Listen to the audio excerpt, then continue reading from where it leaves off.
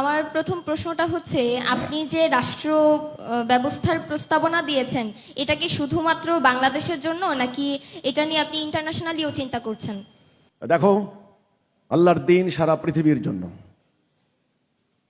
কোরআনের আয়াত তুমি জানো, আল্লাহ বলছেন রাসূলকে, কুল, আপনি বলুন, ইয়া আইয়ুহান নাস ইন্নী রাসূলুল্লাহি ইলাইকুম জামিয়া, হে মানব জাতি, আমি তোমাদের সবার জন্য আল্লাহ রসুল।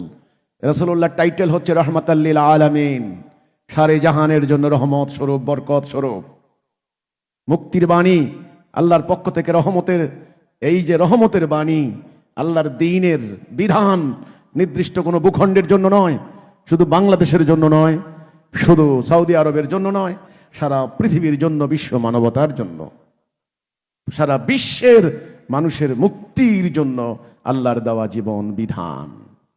এর নমুনা, এর মডেল, এর রেপ্লিকা, নমুনা স্থাপনের জন্য একটা পবিত্র ভূখণ্ড লাগবে।